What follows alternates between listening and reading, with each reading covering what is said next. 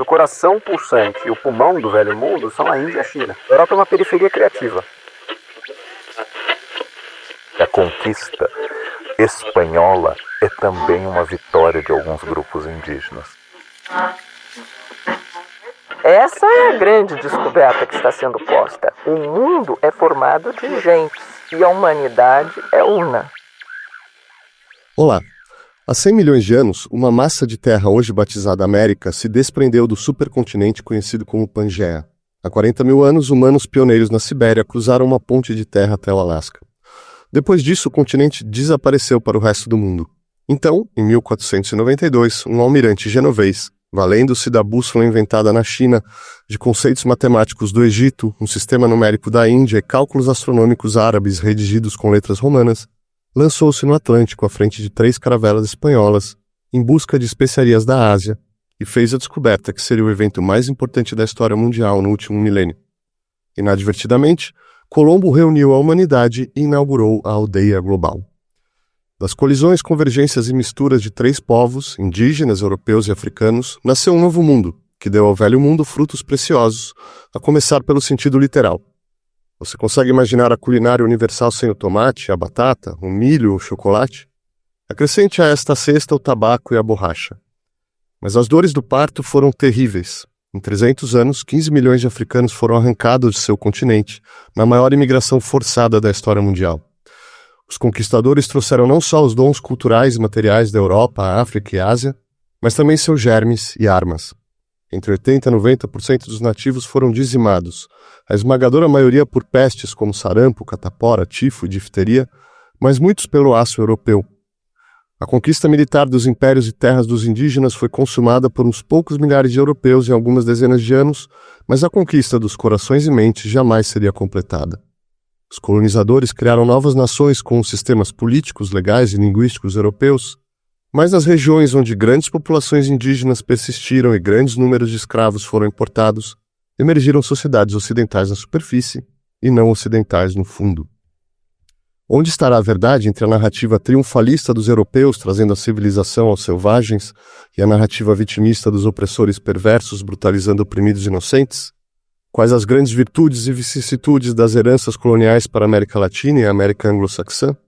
E como as primeiras podem ser potencializadas e as segundas superadas para consumar a fusão dos 3 povos e integrar suas nações em um mundo genuinamente novo, justo e próspero? Para responder a estas e outras questões sobre a conquista da América, convidamos Janice Teodoro, professora de História da América da Universidade de São Paulo, Leandro Carnal, professor de História Cultural da Universidade Estadual de Campinas, e Luiz Estevam de Oliveira Fernandes, professor de História da América da Universidade Estadual de Campinas. Janice, você pode, em linhas gerais, mapear os povos que estavam aqui na América na época do descobrimento, suas variações, os graus diversos aí de desenvolvimento civilizacional? Marcelo, acho que uma coisa muito interessante que nós temos aqui na mesa são 3 gerações. E a importância dessas 3 gerações é que cada um de nós, em razão do seu tempo, do tempo em que nasceu, viveu e pensou a história, tem uma bibliografia e tem uma maneira de olhar para a história.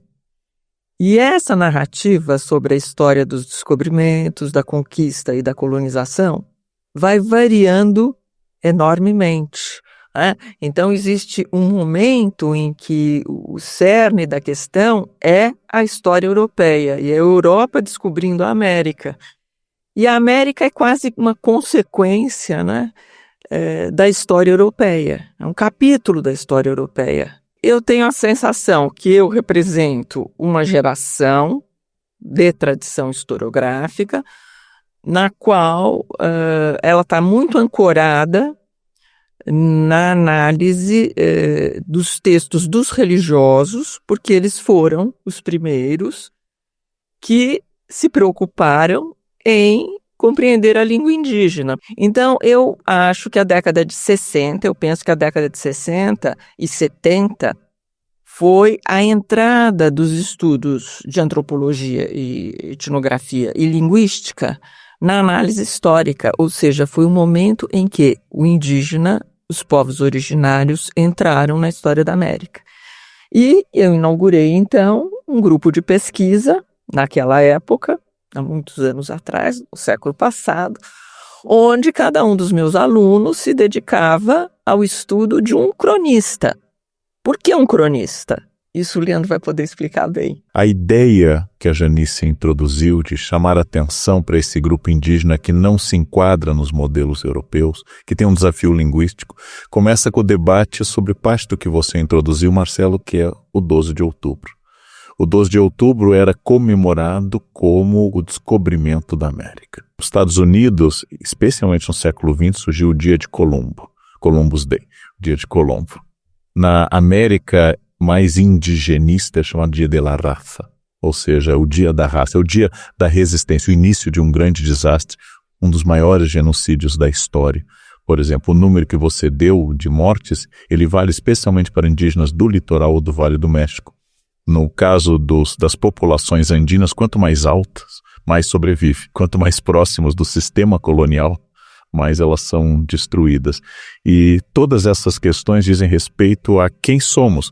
Por exemplo, aqui discutindo a América, temos 4 pessoas que não são de ascendência de povos originários. 4 pessoas com sobrenomes europeus, falando uma língua europeia, provavelmente batizados em religiões europeias e dizendo se foi ou não uma questão de identidade. Por isso que o grande Lima Barreto escreve que nós, que descendemos de europeus na América, seríamos como náufragos, soltos aqui à espera de um barco europeu que nos resgate. Então, o que funciona é essa imensa comunidade indígena que, pioneiramente, por exemplo, Paraguai transformou o Guarani em língua oficial. Hoje, no Peru, há várias línguas indígenas oficiais, na Bolívia também, e no México, por exemplo, ainda há nativos falantes de náhuatl. Há populações no México, na Guatemala, falando maia quiché ainda hoje, né? E a Janice nos fez perceber um dos livros que ela me deu que era muito interessante, se chama-se A Imagem de Tlaloc, de Rubem Bonifácio Nuño, um arqueólogo mexicano, e a partir daquele livro um sistema de mundo que não se enquadrava nos nossos padrões. Então, a busca de imagens, de línguas, de cronistas que são pontes, né? Um deles, por exemplo, Todorov chama a Diego Durán de o primeiro mestiço da América, no sentido de que muito fluente em náhuatl, uma língua comum no centro do México, e em espanhol, naturalmente, ele faz uma tradução, como o Padre Anchieta no Brasil escreveu a gramática da língua, mas para isso ele teve que inventar uma língua tupi. Ou seja, teve que pegar elementos para fazer uma espécie de esperanto que fosse de uso catequético. Essa grande descoberta dos cronistas, da arqueologia que a Janice fazia a gente ler e pensar indígena que não fosse pelo padrão europeu. Eu vou dar um último exemplo antes de passar a palavra ao Luiz Estevam. Os professores de História da América dizem que os maias tinham um calendário que calculava dezenas e centenas de milhares de anos. Os maias eram avançados porque, por exemplo, tinham uma leitura astronômica extraordinária. Os maias faziam pirâmides alinhados com o solstício. Eu estou elogiando os maias por conquistas técnicas que são importantes para mim. E aí, quando eu olho para as populações brasileiras que fizeram sambaqui, as populações aqui que fizeram sambaqui, a gente diz, eles não tinham estado, eles não moldavam metais, eles não tinham matemática, porque eu estou olhando os indígenas a partir da Europa, notáveis quando calculam o pi e inexpressivos ou pré-históricos quando fazem apenas sambaquis. Continuo olhando a América a partir do olhar absolutamente europeu. Agora, Luiz, nesse começo, estou tentando apresentar para o ouvinte esses 3 povos, né, que vão, para a gente, ao longo do programa, ver como eles vão interagir, colidir, convergir, né? Então, aqui na América a gente tem uma variedade aí de povos nômades, seminômades, sedentários, pelo menos 3 grandes civilizações, uma delas já declinante, a Maia, mas na época do descobrimento, Incas e Astecas.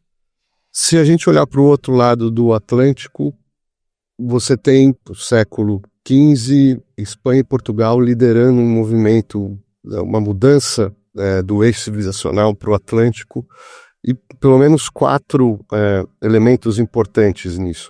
Monarquias nacionais que se estabelecem muito cedo, em comparação com o resto, essa busca pelo comércio marítimo, países com o catolicismo bem enraizado e uma herança dos islâmicos, né?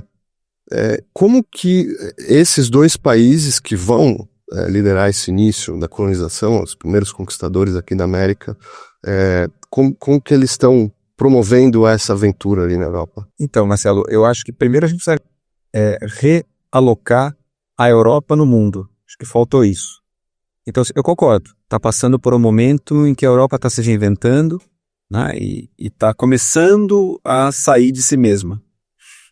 Mas ela responde por ser uma periferia do velho mundo. A gente não está acostumado a pensar na Europa assim, né? Mas o coração pulsante e o pulmão do velho mundo são a Índia e a China. Que eles estão buscando nesse momento. Exatamente. Juntas respondem por 50% da economia do mundo naquela época. É só para a gente realocar o que é a Europa. A Europa é uma periferia criativa, né? Então, é o que você falou na apresentação. Ela é capaz de pegar heranças de vários outros povos e, como todo povo está na periferia, ela inventa alguma coisa com aquilo. Ela inventou a caravela, por exemplo, né? Ela inventou um barco que tem 50% de chance de ir e voltar, né? Que é capaz de navegar em rios e mares. Então, esse é o momento que a Europa está vivendo. E a Europa está expandindo, em especial Portugal e Espanha, primeiro ali para o norte da África. Então, Açores, depois as Canárias, no caso da Espanha, e aí dali para outras ilhas e nas costas da África, né? No intuito de chegar, como você falou, primeiro na própria África e depois um pouco mais para frente numa rota para o Oriente, né? E a América é esse acidente de percurso, né, para os europeus, né?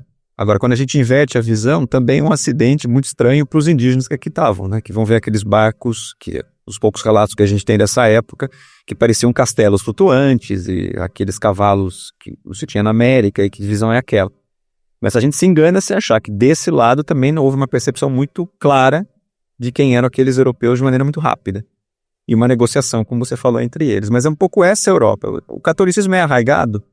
É arraigado, sem sombra de dúvida, mas ao mesmo tempo você tem dentro desses barcos, se você pegasse a população de um barco português ou de um barco espanhol, na época do Renascimento, ele é um microcosmo do planeta. Ali dentro tem grego, tem dinamarquês, tem ibéricos com certeza, mas também tem inglês, tem francês, tem gente da África. Cristãos novos. Cristãos aos montes, e você tem os intérpretes, né? Então, é só pra gente ver que nesses barcos anda todo mundo. Então, quando você falou numa aldeia global, é isso, o mundo está começando a se conectar inteiro. Os barcos não são tão europeus assim, a maneira de pensar não é tão europeia, nem na Europa. A gente pode falar sobre o impacto desse encontro, o impacto que teve para o imaginário dos povos europeus, os primeiros relatos dos indígenas aqui, e vice-versa, se a gente puder ilustrar com algumas imagens. Né? Eu acho que uma das coisas interessantes que tem nesse momento de encontro é a discussão do Las Casas, se o índio tem alma ou não. E por que essa discussão é tão importante? Frei Bartolomeu de Las Casas, exatamente, Marcelo. Porque se o índio tem alma, a humanidade é una. Então, quando a gente pensa na raiz do humanismo, etc., que a Europa é uma protagonista dessa visão de mundo, né? A primeira coisa que você precisa saber é se tem gentes dispersas no mundo. Né? E se essas gentes têm alma e são negociáveis entre si, conversáveis entre si, se a gente pode cristianizar esse mundo, né? Levar todo mundo para o caminho certo, supostamente certo, que seria através do catolicismo. Né? Então, nós temos, à medida que você define que o mundo é formado por gentes e essas gentes têm alma, o que vai se organizar a partir daí é uma hierarquia das pessoas que estão dispostas no mundo. Então, por exemplo, quando eles olham a China, eles vão dizer, eles estão no nível alto, já os índios americanos estão no nível baixo. Então é interessante também olhar o Oriente, ou a China, ou propriamente o Japão, recebendo essas embarcações de gente atrasada. Eles tinham seda, tinham porcelana, tinham uma civilização extremamente complexa, eles navegavam. Existia um mundo muito além, existia um mundo que estava posto e que eles estavam descobrindo. Então, precisa tomar cuidado, porque a historiografia europeia conta um pedacinho da história a partir da periferia, desta periferia Portugal e Espanha. Mas o que nós estamos vendo é uma descoberta das gentes e, posteriormente, através da economia mercantilista, a montagem de uma economia mundo, que está sendo posta através de uma razão iluminista e tal, nesse momento da história. Então, veja só, Essa é a grande descoberta que está sendo posta. O mundo é formado de gentes e a humanidade é una. Eu posso só pôr uma coisa na mesa, Leandro, porque eu acho que o que impressiona todo mundo que estuda a história desse momento da conquista é a velocidade com que poucos europeus, um punhado de europeus, conseguem conquistar dois impérios massivos ali, os astecas e os incas no Peru. É muito rápido e são muito poucos. Como que isso acontece? Vamos atribuir isso só à tecnologia, ou você tem ali, é uma questão de força, é uma questão de coalizões ali? Como que se dá isso de uma maneira tão surpreendentemente rápida? Bem-vindo, Marcelo, ao maior pântano da historiografia da América, onde as coisas apodrecem e crescem. A explicação original era um pouco como escreveu um geógrafo biólogo, Diamond Armas, Germes e Aço, que foi um best-seller. A explicação original era técnica. Eles dominavam a pólvora, eles dominavam o ferro, o aço. O ferro nunca foi fundido na América, precisa de uma alta temperatura de fusão. Eles tinham vários recursos, inclusive cavalos, que nós não tínhamos aqui no continente. E graças a isso, um punhado junto a Cortés, Hernán Cortés, que entre 1519 e 21 conquista o coração do império da Federação Mexica, que a gente chama de Império Azteca, que a sua capital, Tenochtitlan, que alguns estimam que tivesse 300 mil habitantes, já houve estimativas de mais de 1 milhão, 300 mil habitantes, lembrando que a maior cidade espanhola, Sevilha, tinha 60 mil habitantes. Mas este, com 506, 508 ou 512 homens, este Hernán Cortés consegue conquistar. Sempre explicamos pela técnica. Quando a cidade de Tenochtitlan, futura cidade do México, se rende, cai, seu último Tlatoani, seu último governante, cai dia 13 de agosto de 1521, no que é hoje a Praça das Três Culturas. Nós temos que debater o que provoca isso. O que incomoda a historiadores, especialmente críticos, a grande quantidade de indígenas ao lado dos conquistadores. Ou seja, quando Cortés vai a Tlaxcala e encontra um principado indígena inimigo de Tenochtitlan e da Federação Mexica das cidades ao redor do lago, ele vai contar com muitos aliados. Quando Pizarro, que é muito mais tosco que Cortés no sentido da formação, ataca o imperador inca, na verdade os incas formavam um império de verdade, uma figura centralizada, os astecas não, ele também conta com centenas de milhares de indígenas, inimigos da dominação disso. Isso incomoda um pouco, porque a conquista espanhola é também uma vitória de alguns grupos indígenas. E os historiadores que ressaltam isso são tidos como traidores de uma pretensa unidade indígena.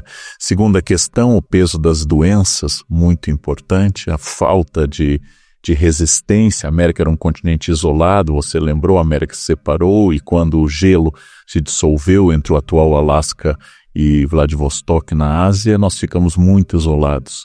E as grandes doenças derivadas de associação humana com a pecuária, aqui como a varíola, não existiam aqui. Uma simples gripe, até hoje, um grupo indígena isolado, uma simples gripe pode dizimar essa população. Então o que acontece? A Europa traz micro-organismos, às vezes até usados de forma consciente, mas também existe uma questão, e isto é um linguista chamado Todorov, ele vai dizer que é o domínio dos signos. Cortés conta com uma grande tradutora, que é Malinte, Dona Marina, convertida e tornada sua amante, mãe do primeiro filho dele aqui na América, Martim. Ele se torna um dominador dos signos. Ele sabe que, por exemplo, as populações do centro do México imaginam a ida de uma entidade chamada Quetzalcoatl para os astecas, Kukulcán para os maias, que vai retornar e recuperar seu reino. Eles sabem desse milenarismo. Eles sabem que há signos que talvez tenham existido, talvez tenham sido implantados depois de que uma águia caiu aos pés do imperador Montezuma II, um símbolo do fim do império. Eles sabem que gritos são ouvidos à noite ao redor da cidade lacustre de Tenochtitlan. Eles sabem que existem vários sinais problemáticos no templo maior, o templo que era dedicado a duas entidades poderosas, inclusive a única entidade nacional mesmo que os astecas teriam trazido na migração, que é o Huitzilopochtli. Ou seja, eles sabem dominar signos, e Cortés diz através da sua tradutora, ele diz, nós não comemos, não precisamos de comida. E quando os cavalos morrem, conta o próprio Cortés, eles enterram à noite para que os indígenas não percebam que os cavalos são mortais. E a pólvora, como lembra Todorov, ela molha rapidamente, ela tem um efeito de propaganda mais do que de destruição. Os pequenos canhões trazidos em bergantins para atacar a cidade. Então esse é um grande debate. Foram as doenças, foi armas, germes e aço, ou foi o domínio dos signos, como quer Tzvetan Todorov no seu famoso A Conquista da América? Se eu puder colocar o dedo na ferida, Claro, Luiz. nesse pântano, tem um jeito, acho que, de juntar as suas perguntas iniciais todas numa resposta só. Que é, quando recentemente, algumas décadas, foi feitas escavações nesse templo maior, se descobriu, numa das oferendas, garrafas de vidro, de vinho, e contas de vidro. Por que isso é importante? Porque ela nos dá uma dica de como esses espanhóis foram percebidos logo de cara. E aí, então, olha que dica isso nos dá. Os indígenas sabem ler os espanhóis, sabem que eles estão ali desde o início. Os indígenas também têm redes de comunicação, né? Então, o Cortés podia ter a Malinte, mas eles tinham uma rede. Bom, segunda coisa, vem a lenda os índios foram enganados, né? Porque qualquer vidrozinho que você dava levava ouro. Essa é uma ignorância da gente, né? Por exemplo, na Europa, vidro é caro e raro, né? Então, e aqueles cristais que estavam ali eram cristais de Murano, que até hoje são caros. E veja, além do imperador do México, que outra pessoa nas Américas tinha uma garrafa de vinho? Então você entende como isso foi uma troca entre duas potestades, dois poderes, em nomes de outros poderes? Quer dizer, os espanhóis entregam alguma coisa em nome do rei. E ali eles receberam coisas em nome desse rei mexicano. Então há uma troca. Isso é importante. Não havia ingênuos ali nessa história.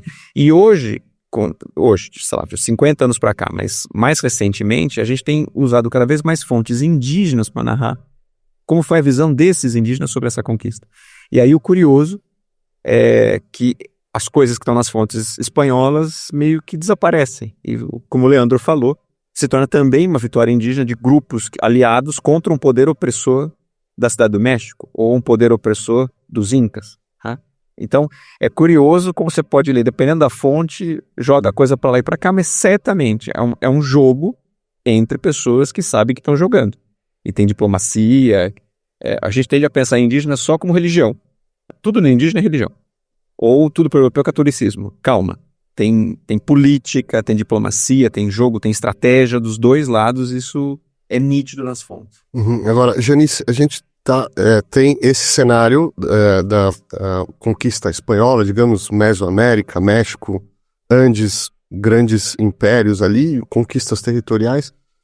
E tem o outro cenário que é aqui na costa do Brasil, os portugueses, com uma dinâmica imperial, digamos assim, diferente, né? Um império comercial dos portugueses, e que começam a implementar aqui as grandes plantações, sobretudo um fato novo, que é trazer da África grandes contingentes.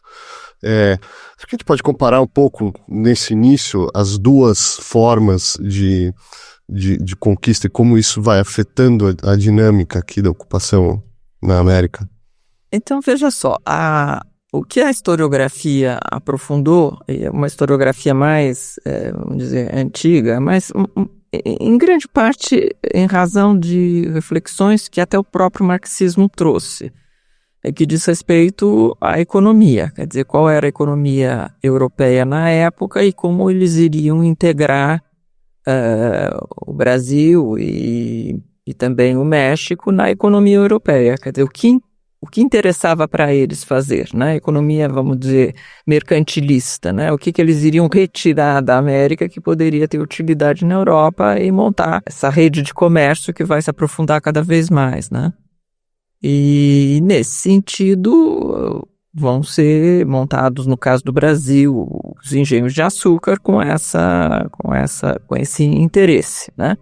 E aí vem a grande temática: para você montar o engenho, você vai precisar de mão de obra. Então você vai utilizar a mão de obra, em alguns momentos indígena, e a mão de obra escrava. Então vem a grande problemática que a historiografia europeia vai introduzir, de discutir as questões ligadas à mão de obra escrava e o trabalho indígena, o trabalho da mão de obra escrava negra e o trabalho da mão de obra indígena, né? Mas eu continuo querendo ressaltar que essa evidentemente que isso tem grande importância na história, mas eu continuo com uma vontade de cutucar a temática indígena novamente, que eu estou querendo fazer, digamos, um grande desenho de um mapa cujas características tem o Oriente, tem as grandes populações indígenas aqui e tem a montagem de uma economia mercantilista que vai utilizar essa mão de obra. Mas essa história tem uma dimensão planetária. E, veja só, não é uma questão do número dos indígenas. O que é interessante ressaltar é o que esses indígenas trazem de contribuição para a história que está se construindo naquela época. Então, e qual é a contribuição que esses indígenas trazem? Quer dizer, existe um falar indígena que repercute na Europa. E a primeira coisa que repercute na Europa é que as pessoas comem, elas precisam de comida. O milho na América era deste tamanhinho. Depois ele virou uma espiga de milho grande. Quem transformou esse milho pequeno em milho grande, ou seja, fazendo um trabalho genético no milho, foram as populações originárias. Então, o que eu acho que é essencial na história da América é a gente ter uma dimensão da América no mundo. E essa contribuição do indígena, que hoje nós estamos vendo como respeito ao meio ambiente, que já estava colocado. Porque, veja só, as tribos indígenas, quando, por exemplo, no Brasil, na Amazônia, uma casa com outra, este grupo indígena, e aí por isso que eu evito falar até Azteca, Inca, Maia, porque são inúmeros grupos indígenas que estão, e eles brigam entre si, né? Depois, retomando aqui as questões que foram ditas, quer dizer, como é que a conquista se efetuou? Se efetuou em cima da diplomacia. Do meu ponto de vista, a diplomacia do Cortés foi brilhante. Dá até para pensar depois onde é que surgiu o direito internacional e como ele surgiu. Mas, enfim, essa é uma outra discussão essencial para compreender a história da América, este hábito diplomático europeu. Bom, mas, enfim, então, esses indígenas vão dar uma contribuição enorme para a sobrevivência do europeu na América, porque senão a moçada morria de fome. Não conseguia resolver os problemas que estavam postos na América. Quem sabia resolver os problemas que estavam postos na América eram os americanos, os povos originários que tinham nascido aqui. Então, veja só, existe uma vasta historiografia que estuda a questão da circulação da mão de obra escrava negra pelo mundo e como é que essa economia mundo está sendo montada. Essa economia mundo se monta em cima do comércio, a troca de escravos negros com a África, tudo isso que a historiografia, vamos dizer, tradicional trabalhava, mas existe uma montagem de uma economia onde todos esses atores estão construindo. Então eu acho que o desafio contemporâneo, né, no momento de refundação dos organismos internacionais, é pensar essa história na perspectiva da construção de todas essas relações, que já desde 1500 estão sendo construídas entre os povos. O que a historiografia fez? Ela fez fatias. Então, os chineses vão estudar X, a gente não olha para a China, acha que Portugal e Espanha têm uma importância muito grande. Então, veja só, não é só resgatar a quantidade de índios, né, que existiam e como é que o europeu fez a conquista, etc.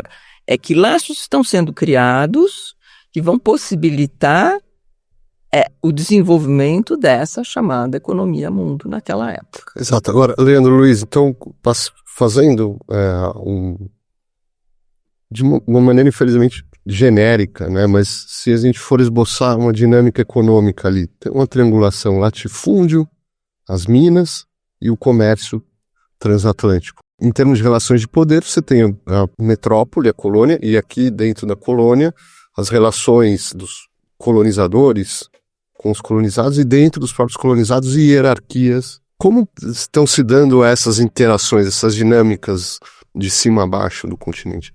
Se eu pudesse falar para quem está nos ouvindo, imaginar Só imagina comigo, a gente vai dar uma volta na Cidade do México no século XVII para ver como é que a coisa estava andando por ali, ou se a gente fosse a Lima, o que a gente encontraria? A gente encontraria uma esquina do mundo. Então, eu concordo com você que está calcado numa ideia de trabalho que isso aqui é colônia, lá tem metrópole. Mas é curioso saber que a palavra colônia não era usada. Isso aqui era visto como um reino da Espanha. A Espanha é um vasto vice-reino. um vice-reino, como Nápoles um dia foi, e tem outros vice-reinos, né? Também é uma monarquia compósita ali, para usar uma outra expressão interessante, do qual aqui é um pedaço. Então você tem o vice-rei, claro, hierarquicamente está subordinado, mas ao mesmo tempo está longe. Dá para não cumprir as ordens. Se a gente for fazer a história olhando para as leis, é uma coisa, na prática a lei é outra. Então, olha que coisa curiosa, se a gente pudesse andar nessas cidades, você veria muitas igrejas, então é uma vida calcada ao redor de uma vida religiosa, então valores que aparentemente são europeus, mas que rapidamente se tornam valores indígenas também. E ao mesmo tempo que você encontra a mão de obra africana, mesmo a gente tem a impressão que isso, vem um monte de africanos para o Brasil, de fato vieram, e vai menos para a América Espanhola. No século XVI, são 75 mil, estimativa para a América Espanhola, 50 mil para o Brasil. Essa balança começa a inverter depois, e aí quando você pega a soma do século XIX, dá 5 milhões para cá, 1 milhão para lá. Né? Então, mas no período colonial, você tem uma quantidade grande de negros que também vão parar no mundo urbano e também nas fazendas. Se eu saio dessas cidades, que são construídas por indígenas, né, vistos como trabalhadores urbanos, e que estão ali na padaria, já meio como mestiços e tudo isso, eu também encontraria asiáticos, né, eles eram chamados de índios chinos, né, então são índios do Oriente, e encontraria fazendas próximas. Essas fazendas é que estão organizando a produção, estão fazendo a economia girar. Né? Então você tem cana-de-açúcar produzida, depois você vai ter o índigo, você vai ter algodão e tantas outras coisas que são interessantes para a economia europeia e que vão alavancar a economia europeia, como a Janice estava comentando. Né? Mas que vão ter know-how local. Inclusive com produções que eram asiáticas. Tá? A seda começa a ser produzida na América, numa transferência de tecnologia. Provavelmente veio junto com a seda, vem sujeitos índios chinos que sabem fazer isso e vão ensinar trabalhadores indígenas a produzir isso em plena Cidade do México. E não muito distante, em alguns locais da América, você tem as minas. Né? Então, onde vão sair muita prata, no caso dos espanhóis, depois muito ouro no caso do Brasil, embora você tenha de tudo em tudo quanto é lugar. Né? E isso tudo vai ser importante para a economia europeia, mas também para a economia local. Então você entende, esse mundo aqui é um mundo muito rico. É uma esquina do mundo literalmente que se monta. Eu não estou comparando com o Brasil, porque seria uma outra história. Estou pensando só esse mundo espanhol, que é imenso. Leandro, pensando um tema que já surgiu aqui várias vezes, a conquista espiritual. As ordens religiosas se organizam, franciscanos, jesuítas, para vir aqui. Isso gera conflitos com os próprios conquistadores, entre missionários e conquistadores, eventualmente também conflitos, colisões ou integrações com os indígenas. Só que a gente pode explorar um pouco esse lado, assim, essa interação cultural, espiritual, religiosa, né? Bastante. Né? Essa expressão que você usou tem raízes em um pesquisador francês, Robert Ricard, que criou um livro clássico que a gente usa muito, A Conquista Espiritual da América, com todos os seus defeitos. Eu usei com muitas aspas. Ainda é um termo interessante, porque eu posso partir do verso do modernista Andrade, nunca fomos catequizados. À medida em que essa conquista é de adesão simbólica, à medida que nós temos capelas abertas, batismos por aspersão, ou seja, joga-se água benta sobre uma grande comunidade. Você tem o primeiro grande catequista do México, foi Pedro Digán, um membro da elite da família real espanhola, que teria batizado 300 mil indígenas. Não? No túmulo dele em Gana, atual Bélgica, o túmulo tem um trecho em náhuatl, na língua indígena, dizendo que ali jaz Frei Pedro Digán. E depois os 12 que vieram, tão celebrados na historiografia, 12 missionários franciscanos, as missões dominicanas, na Amazônia, missões carmelitas em grande quantidade, e a chegada dos jesuítas tardiamente nos dois casos dos grandes centros dos vice-reinos da América, mas precocemente no Brasil, já que o padre Manuel da Nóbrega participa da fundação de Salvador em 1549, enquanto que os grandes jesuítas da América Espanhola são posteriores à chegada de franciscanos, dominicanos e teatinos e mercedários e outras ordens. Esses indígenas aderem, alguns parecem dominar muito o código. Quando você pega a imensa carta ilustrada de Guamán Poma de Ayala, a Nova Crônica e o Bom Governo, mas às vezes até situações cômicas. Pergunta-se ao indígena se ele é cristão, ele diz, não, ainda não, eu não sei mentir direito. Essas narrativas de Guamán Poma nos fazem surpreender dessas manifestações, dessas articulações. Afinal, a aparição da Virgem de Guadalupe, Nossa Senhora de Guadalupe, se dá em Tonantzin, um local que era adorado em um Serra Tepeyac, onde Tonantzin, a deusa mãe, era adorada. Né? E a Virgem de Guadalupe fala com Juan Diego, canonizado por João Paulo II, em náhuatl. Olha que coisa importante, é uma aparição em náhuatl para ir ao primeiro bispo do México, Juan de Zumárraga, da cidade do México, para pedir uma capela para ela, para pedir um culto. E alguns resistentes dizendo, vocês estão venerando uma entidade indígena, críticas a essa mestiçagem cultural. As grandes mestiçagens, há um professor francês no nosso conhecimento, o professor Grunzinski, que distingue entre hibridações no interior de uma cultura e mestiçagens entre culturas distintas.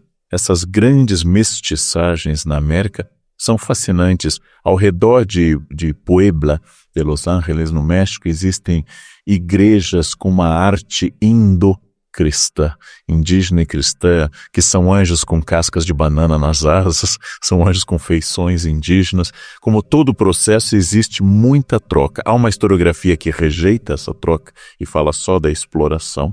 E há uma historiografia que fala, por exemplo, que no meio de tudo isso existem muitas formas de intercâmbio. E lembrando que a escravização de indígenas vai forte até o século XIX. Até em pleno século XIX ainda há, em áreas periféricas, escravização de indígenas. E tudo isso é um grande movimento, mas nós somos tributários de alguém de pensamento austríaco-alemão, von Martius, que em um famoso documento para o iniciante IHGB, diz que a história do Brasil tinha que ser contada pelas suas três grandes raças e criou essas três generalizações, que até hoje, quando se comemoram os 200 anos do Brasil, eu faço um pavilhão indígena, um pavilhão negro e um pavilhão branco, ou seja, eu unifico todos esses grupos através de grandes nomes. Eu vou dizer que o Brasil, seja para o conflito ou para a negociação, é formado de indígenas, de negros e de brancos. E é muito mais complexo do que isso. A começar, porque você cita desde a entrada incas, astecas e maias, esses são os grupos que os europeus encontraram. Mas a Cidade do México é uma fundação ridícula e pobre periférica em 1325. Ou seja, Tenochtitlan é uma cidade recente onde brilhou o Império Tolteca naquela religião, onde outras cidades brilharam, e os horizontes aqui nos Andes são ainda mais antigos. Então, se eu for no caso do México, ao caso dos Toltecas, os povos, os Olmecas, os povos da borracha, os indígenas mais bárbaros, chamados por eles de chichimecas, os bebedores de sangue, os indígenas mais antigos, ou aqui na América, os horizontes Chavin de Huántar, aqui na América do Sul, são muitos grupos, só que os europeus encontraram em Cusco o imperador Atahualpa. Então eles vão chamar um processo de incaização de todos os antes. Tudo é Inca, do sul da Colômbia até a Terra do Fogo, é tudo Inca. Não falam a mesma língua, há dezenas de línguas, entram em atrito entre si, têm culturas distintas, vivem em guerra permanente com certos grupos. Isto é muito variado e muito rico. A Janice tocou, e o Duda também, o Luiz Estevão falaram, aqui passa o galeão de Manilha, o galeão que vem do Oriente. Aqui tem laca, tem chinesismos estudados no Brasil, tem um livro chamado sobre chinesismos no Barroco Brasileiro. Aqui nós temos biombos, uma expressão que vem da Ásia, e esses biombos vão ser ilustrados, inclusive no México, com raças. São pintadas, são biombos de trocas raciais. Aqui nós temos agricultura agricultores do Império Chinês, especialmente do fim do período Ming e início do período Manchu. Nós temos agricultores introduzindo o chá, inclusive no Rio de Janeiro, já no período Manchu, chegam chineses para o futuro Jardim Botânico de Dom João, para introduzir o chá, produto que se queria produzir por aqui. Existe uma economia mundo e a América altera a quantidade de ouro nas moedas europeias, como o norte da África já tinha provocado desde 1415 a tomada de Ceuta. Então, vendo um pouquinho menos generalizado, um pouquinho menos, tem um lado só que explora e o outro que é explorado, vendo com uma riqueza maior de muitas e muitas relações aqui, em meio, sim, a um genocídio extraordinário, impactante, que empalidece até os genocídios da Segunda Guerra Mundial. Agora, a um certo ponto dessa história, 3 ou 4 gerações após o descobrimento, final do século XVI, começo do XVII, entram em cena outros protagonistas, né? Vêm da Europa franceses, ingleses, holandeses, e vão se infiltrar e eventualmente quebrar o monopólio ibérico, luso-espanhol aqui, né? Como eles fazem isso e que novas modalidades de ocupação, de colonização eles trazem? Bom, na verdade eles copiam o modelo, né? Eles têm 100 anos de literatura portuguesa e espanhola de fato eles leem, traduzem tudo para o inglês, como se fosse um projeto, na França não é diferente, e tentam copiar o modelo, ajeitando para as realidades desses países, né? Então, a França, por exemplo, tem uma maneira de lidar com os indígenas muito curiosa, que é reconhecer nas lideranças indígenas reis. Então, eles, já em 1509, estão levando o rei Carijó, o príncipe Carijó, para a França, porque é dessa maneira, de igual para igual, que eles estão fazendo acordos para se implementar na América. Sempre de maneira periférica em relação aos ibéricos, né? Então, se você pensar onde é que estão essas colônias, elas estão fora do filé mignon que os ibéricos tinham pegado, né? Então, nas franjas dos impérios. Os ingleses, a mesma coisa. Os ingleses, se você pega os primeiros textos dos ingleses, eles falam abertamente que eles querem fazer factorias. E usam a palavra em português. E querem mandar para cá degradar factories. Exato, factory, vem daí. Factoria. Das feitorias. E aí, eles vão trazer degradados, que é o degradado português. Eles usam em português no documento ainda. Porque esse modelo dá certo. Cria interpostos comerciais, pirataria, é assim que eles vêm.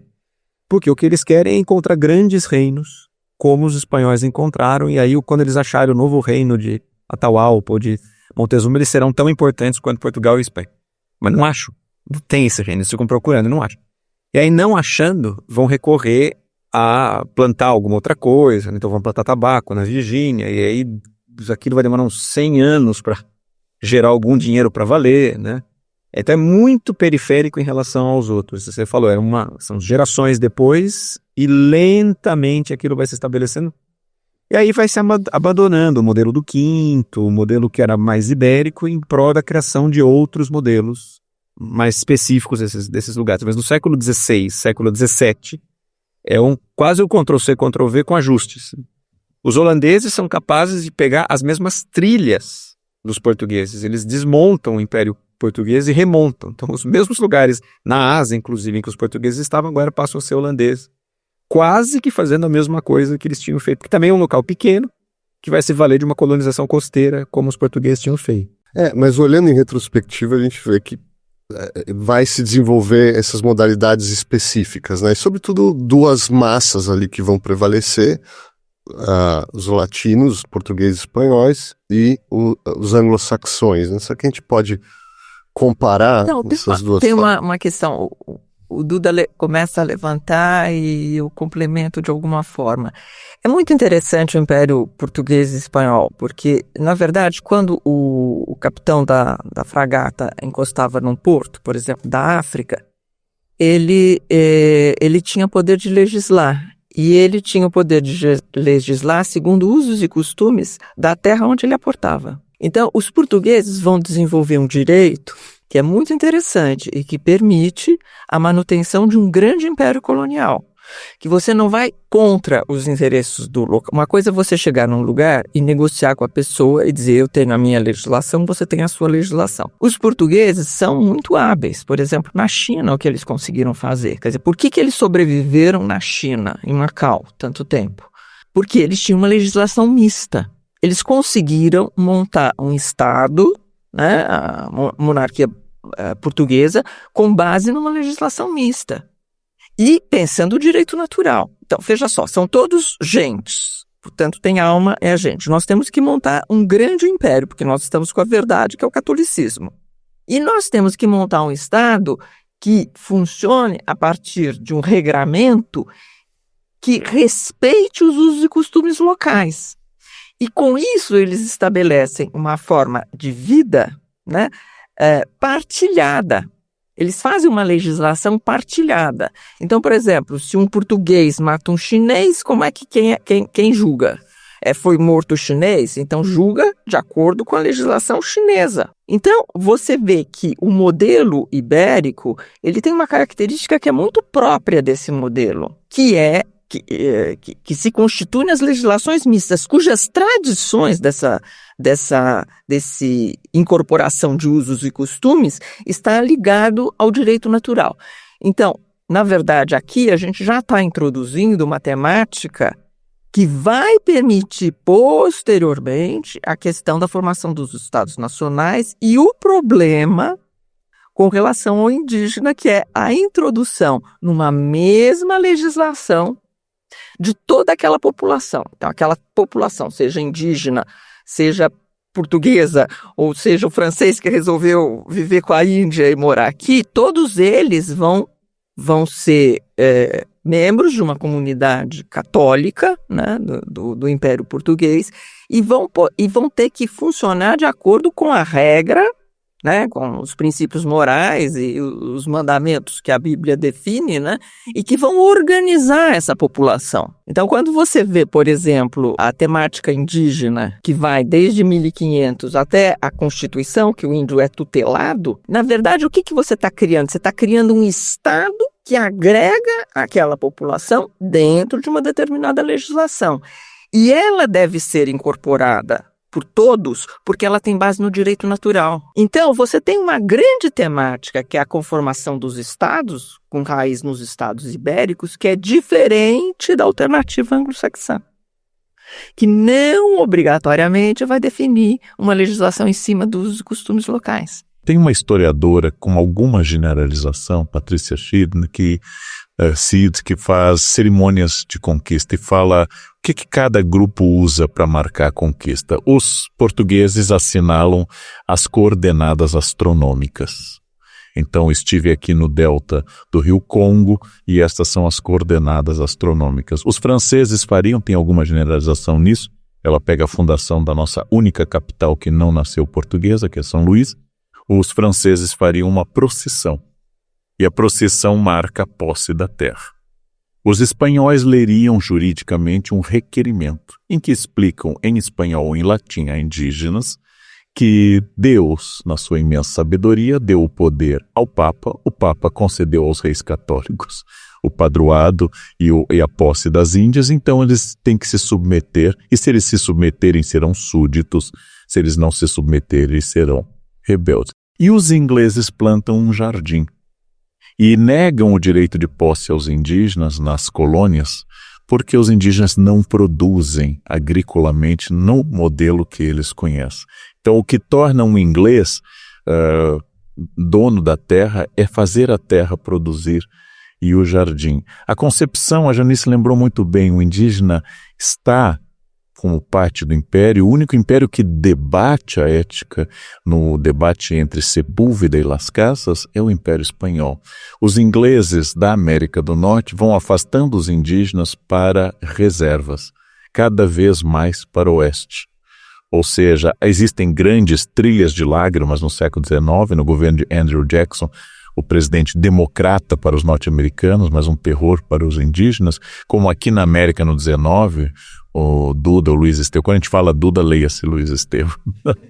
Aqui na América existe também o presidente Roca, aqui na Argentina, na América do Sul, que promove a campanha do deserto e promove um genocídio no que hoje é a Patagônia Argentina, a Guerra do Arauco entre Santiago e os indígenas do Sul, que é a mais longa guerra indígena, porque ela se estende do 16 ao XIX, existe um atrito e uma negociação constante. Para a América do Norte, existe uma diferença muito grande.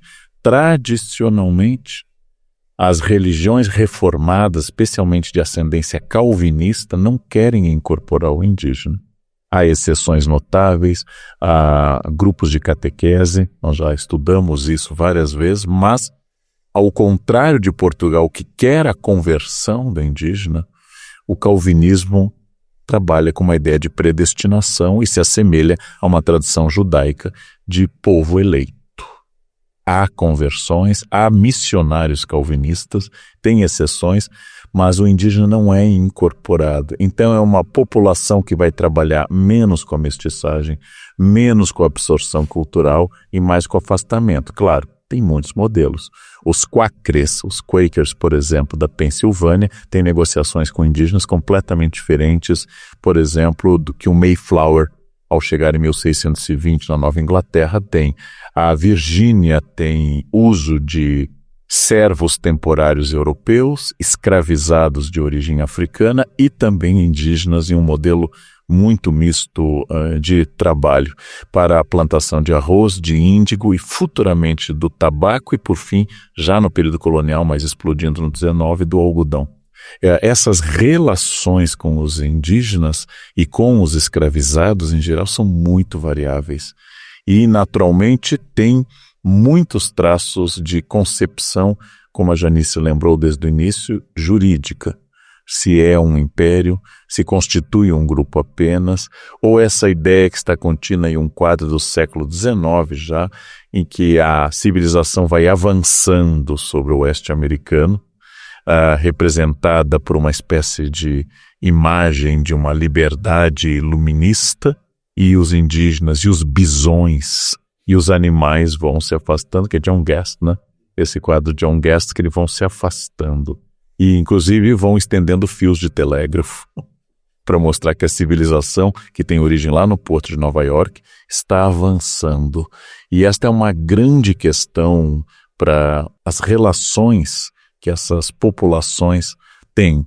E a preservação, inclusive, de línguas indígenas, que é maior em áreas onde tem trabalhos de absorção desses grupos mediante a catequese e o estudo da língua dos indígenas. Só para complementar, tem uma coisa interessante de pensar, né? Que quando você fala, a gente pensa nos Estados Unidos, que no fundo é o que está atrás da sua questão, é porque os Estados Unidos é diferente da gente, que é diferente dos nossos vizinhos. Lá não teve um governo centralizado. Você tinha, na nossa cabeça são 13 colônias, mas são mais. São 13 colônias que se uniram na América, né? Esse é o único país do mundo que não tem nome e tem uma descrição da dó deles. Mas no Caribe você tem um monte de colônia britânica, você tem colônias no Canadá. Então, na verdade, você tinha um mundo salpicado de ingleses, né? Sem um governo central e com características diferentes em cada uma das colônias, como o Leandro acabou de mostrar. A diferença do mundo ibérico é enorme.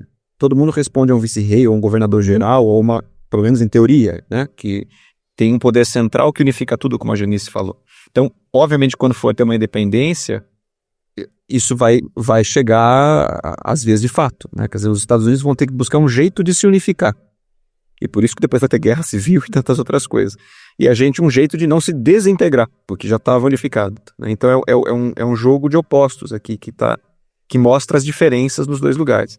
E a segunda é que é completamente periférico mesmo, né? Os ingleses lucraram menos com suas colônias na América do que os ibéricos ao longo do tempo. Então, o Leandro tem uma metáfora que ele usa em texto, também já vi ele falando, que eu acho legal, quer dizer, é como se fosse um casamento. O casamento com muito diálogo tende a durar mais. O casamento que não tem diálogo, que era o que aconteceu ali em cima, durou menos a colônia e dissolveu de maneira, entre aspas, mais rápida, né? Claro que teve guerra, foi um sofrimento para quem estava lá, mas foi mais rápido. Eu queria apenas só dar um exemplo que eu conheci e que foi muito interessante. Nós temos Macau, de um lado do Delta das Pérolas, que é a colonização portuguesa, e do outro lado Hong Kong, que é a colonização inglesa, né? Quando Macau retornou à China, né, deixou de ser colônia de Portugal, e em 1999, todo cidadão que morava em Macau era cidadão português. Todo refugiado de Timor, depois do massacre de Timor, que foi para Macau, era cidadão português. Todo o hongkonguense que chegou que vivia em Hong Kong não era cidadão inglês, era cidadão hongkonguense, ou seja, os ingleses jamais deram cidadania inglesa para quem habitava em Hong Kong. Então, a diferença entre a colonização portuguesa e a colonização inglesa é imensa. Agora, podemos fazer uma rodada final? Eu convidaria vocês a oferecer cada um, infelizmente um tempo muito curto, mas assim, se vocês puderem oferecer aos nossos ouvintes, agora que a gente realizou esse percurso, olhar para trás, um olhar longo para o passado, mas por outro lado também um olhar longo para o futuro no sentido de recolher o que desse processo, da herança, dessa conquista, da colonização, né, o que ficou até o nosso tempo, sem maniqueísmos, das suas virtudes, das suas vicissitudes, mas e como isso se traduz em desafios que nós aqui, né, americanos, no sentido amplo, temos que enfrentar, né, lidar com essa herança e o que isso representa em termos de desafio para o nosso futuro. Leandro? Bom, eu acredito que é superar esse eurocentrismo que nos marcou e entender que somos ricos, variados, complexos. Não somos europeus deixados como Robson Crusoe. Não somos europeus deixados aqui. Somos algo que, no meio de uma grande tradição de violência, de grande extração e destruição do meio ambiente, nós construímos um Estado Nacional com todas suas contradições e violências, e nós temos que insistir na leitura da riqueza dessa diversidade, e descobrir essa diversidade, e descobrir que as pessoas são um pouco mais complexas do que apenas a sua ancestralidade ou a sua projeção. Então eu diria, para encerrar, que seria muito bom que todo brasileiro descobrisse que, independente das suas raízes, ele não é europeu e ele não é muito bem aceito na Europa, mesmo tendo seus ancestrais europeus, e que tem algo muito interessante a descobrir aqui, além das aparências e das contradições. Janice Teodoro? Eu acho que nós vamos ter que pensar o direito internacional e a refundação de todos os organismos internacionais frente aos desafios contemporâneos. O meio ambiente nos obriga a refletir duas coisas juntas, né? Quer dizer, a geografia, ou seja, a chuva, o fogo, não obedece fronteiras nacionais e, ao mesmo tempo, as fronteiras nacionais existem, assim como a soberania de todos os estados nacionais vigora. Nós vamos ter que sentar e talvez o direito natural possa fornecer algum indicador. Talvez sim, talvez não, mas teremos que pensar todos os organismos internacionais. E o século XV talvez possa sugerir o início da reflexão. Luiz Duda Estevam. Eu acho que eu tenho 2 raciocínios assim que eu queria deixar. O primeiro é um pouco na linha do que o Leandro comentou, que a Janice também falou, a ideia de que isso daqui em nenhum lugar do Alasca à Patagônia é a Europa, tampouco é a África, tampouco é um continente indígena prístino. A gente já juntou isso tudo com a Ásia, com tantas outras coisas, e essa esquina do mundo somos nós. E aprender a lidar com a diversidade, aprender a lidar com as nossas diferenças, com as várias agendas de cada uma dessas tradições, acho que é um horizonte que a gente precisa enfrentar bastante. A segunda coisa é que, embora a gente tenha um legado colonial e depois imperial, um passivo grande em relação à escravidão e tantas outras coisas, a gente precisa se lembrar, e eu como historiador gosto de frisar isso, que nós somos hoje as escolhas que a gente fez nos últimos 30 e tantos anos, desde que a gente se tornou uma democracia. Então também é interessante pensar que, embora tenha um lastro colonial enorme, nós temos uma responsabilidade, nós como cidadãos, né, de uma democracia, de tentar mudar certas coisas que nos incomodam. E isso a gente faz através do voto, através da discussão, através de uma série de coisas. A gente não pode esquecer, senão fica um peso da história tão grande, né? Então, sempre fomos violentos, sempre fomos... Dá a impressão que a gente vai sempre será. Não, isso depende da gente. Sim, que é bom, acho que a única constante na história é a sua inconstância, né? Mas, infelizmente, o nosso tempo acabou, foi um percurso fantástico, 3 gerações de americanistas aqui, e eu agradeço a todos vocês, eu agradeço a Janice Teodoro, Leandro Carnal, Luiz Estevam, agradeço ao nosso ouvinte por ouvir e até a nossa próxima edição.